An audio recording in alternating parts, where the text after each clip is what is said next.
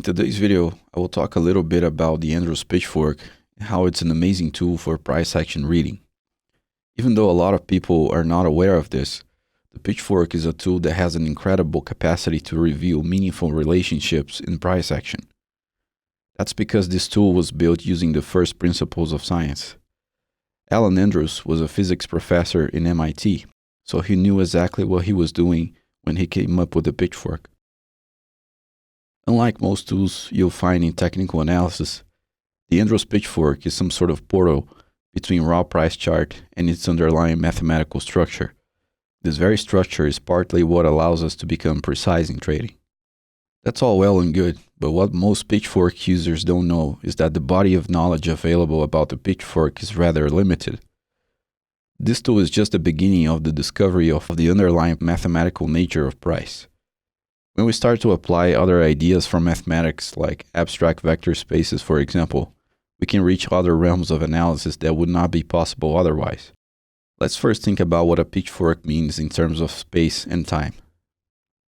If you follow my videos, you already know that I like to talk about price vectors, which are the perfect price movements implied behind the roughness of candlesticks. This is an idea that I derived from the concept of Hausdorff dimension in chaos theory. What we are really interested is in the price vector implied behind the candles, not the candlesticks themselves, as they are simply the cover.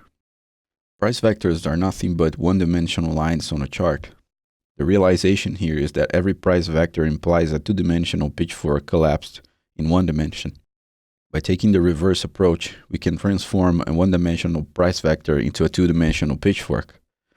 That begs the question of where we should ground the pitchfork tail, which leads me to the idea of abstract vector spaces. In price we have the real vectors and we have the abstract vectors that are derived by reversing the spatial and/or temporal dimensions of the real price vectors. This allows us to come up with other anchoring points for the Andrews Pitchfork that would be nearly impossible to achieve in any other way. That's important because the pitchfork in its original form is far from perfect. So a lot of the times price will fall short or overshoot its lines. The solution to this is to use these other anchor points that are embedded in the mathematical fabric of price. The real and the abstract price vectors form this invisible mesh of anchoring points that move organically across time. And if a trader can get a hold of this stuff, the level of precision can get near perfection sometimes. In this chart you can see a bunch of abstract vectors derived from a real price vector forming some sort of diamond shape in the chart. The goal of this pitchfork is to determine the next reversal point. But is the traditional anchoring point of the fork enough to do that? Instead, we are going to ground the fork tail, or the A-axis, on an abstract anchoring point in one of the edges of the diamond. Just so you can see how this is not arbitrary or a mere product of hindsight bias.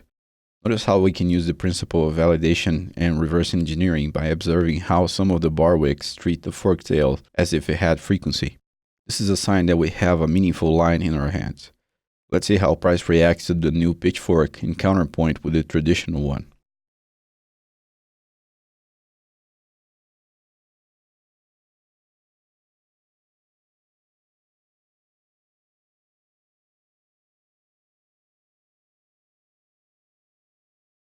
As you can see here, the fork that was anchored in an abstract point did a pretty good job of pinpointing the next price reversal. Even though this might seem complicated and arbitrary, there are actually 9 principles that underlie the drawing of powerful lines like this. What I did in my price action theory is to develop a way of achieving these lines by using the pitchfork and some other lines as a starting position to understand price action. From there, using the first principles of physics and mathematics, I came up with more than 40 techniques like this one. As I said in the beginning of the video, pitchforks are the portal to something greater, which is the fabric on which price travels. Getting in touch with this other world beyond traditional forks and price bars can make a big difference in your trading.